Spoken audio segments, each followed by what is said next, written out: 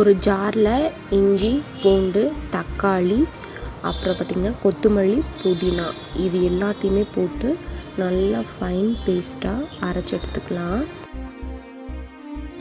அடுப்பு பற்ற வச்சு ஒரு கடாயை வச்சு எண்ணெய், கடுகு, கடலைப்பருப்பு, உளுந்தம்பருப்பு, சீரகம், வெங்காயம், வரமிளகாய், கருவேப்பிலை எல்லாம் போட்டு நல்லா தாளித்து விடணும்.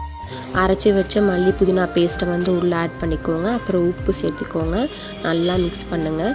ஒரு 5 மினிட்ஸ் கழித்து நல்லா சுண்டும். இன்னமும் நல்லா சுண்டணும். அதுக்கப்புறம் ஒரு டம்ளர் ரைஸ் நான் ஊற வச்சுருந்தேன். ரைஸ் விசில் வச்சுட்டு அது ஒரு சைடு சாப்பாடு ஆற வச்சேன். அதுக்கப்புறம் ரைஸ் எடுத்து நல்லா உள்ளே கொட்டிடணும். நல்லா மிக்ஸ் பண்ணுங்கள். மிக்ஸ் பண்ணதுக்கப்புறமா நெய் வந்து ஆப்ஷனல், பட் நெய் போட்டால் டேஸ்ட்டு சூப்பராக ட்ரை பண்ணி பாருங்கள். அண்ட் நெக்ஸ்ட் ரெசிபி என்னன்னு சொல்லிட்டு கமெண்ட் பண்ணுங்கள். அண்ட் இது மாதிரி ரெசிபிக்கு நம்ம பேஜை ஒரு ஃபாலோ மட்டும் பண்ணிக்கோங்க. தேங்க்யூ.